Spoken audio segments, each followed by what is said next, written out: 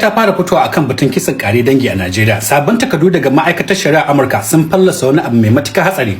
Wasu kungiyoyin neman kafa biyafara a kasashen waje su ne suka kaddamar da yakin zargin cewa ana kisan kare dangi wa Kiristoci a Najeriya, kamar yadda jaridar Guardian ta buga.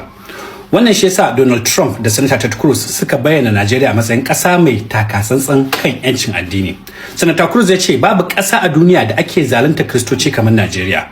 Ya kawo Boko Haram da 'yan ta'adda, mun san da laifinsu, amma ga hakikanin magana wannan zargi na kisa kare dangi ana shiryawa ne, ana daurawa kuma ana turawa kasashen waje daga hannun waɗannan 'yan biyafaran da ke zaune a kasashen waje. Takardun na FARA suna da dangantaka da kamfen ɗin ƙungiyar United States of Biafra, ciki har da gwamnatin Biafra da suke cewa tana cikin hijira. Sun ɗauki masu lobin na siyasa a Washington, sun rattaba hannu akan wasu takardu a ƙasar Finland, suna ƙoƙarin nuna cewa Najeriya ƙasa ce mai kisan kiyashi, ba don magance matsalolin gida ba, sai don neman karɓuwa Amurka. Ɗaya daga cikin manyansu, Simon Ekpa, yanzu haka yana gidan yari a Finland saboda laifukan ta'addanci, zamba haraji da tada fitina, amma kuma shi ake sanyawa hannu a takardun da ke zargin Najeriya da kisan kare dangi.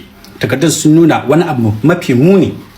Sakonnin nasu ana yi ne musamman domin jan hankulan wasu 'yan siyasa na Amurka, musamman masu goyon bayan Donald Trump, da zancen cewa goyon bayan Biafra zai ceto Kiristoci kuma zai takaita tasirin China. Ku saurara da kyau, wannan ba wadda kai bane. Wannan injini na siyasa da aka sarrafa shi da kasashen waje. An tsara shi, an dauki nauyinsa kuma an tura shi domin canza da turawan waje suke kallon Najeriya. Waɗannan kamfan da ake yi, ake hadawa da kalmomin kisan kare dangi da zalancin addini na iya kunna fitinar kabilanci a cikin gida, su kuma bata sunan ma idan duniya. Dangane da rashin tsaro da muke fama da shi, duka mun san gaskiya. Waɗannan mutanen suna kashe Kiristoci, suna kashe musulmi baki daya, ba sa bambanta addini, suna sace ɗalibai ba tare da la'akari da addininsu ba, suna kai hari, suna kona coci, suna kona masallatai. Jama'a musulmi da Kirista duk ba sa goyon bayan su. Idan kana so kafa kasar ka ne, ka samu gaskiyar hujja mana ka bayar ba ƙarya ba. Kada ka yi ƙarya akan jama'a marasa laifi waɗanda su ma zalunta su ake kullum da waɗannan miyagun ayyuka.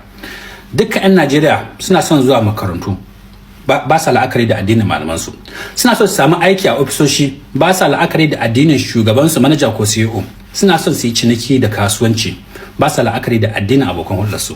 Abinda kowane nagartaccen ɗan Najeriya ke so shine zaman lafiya. Musulmi da Kirista tare suka gina wannan ƙasa, duk da cewa abubuwa ba sa tafiya yadda ya kamata, amma da juna muka rayu kuma da juna ne za mu tsira. Da haka lokaci da za mu kashe wannan gubar gardaman addini wadda ta fara mamaye zukata matasan mu. Matsalolinmu sun fi gardaman addini girma.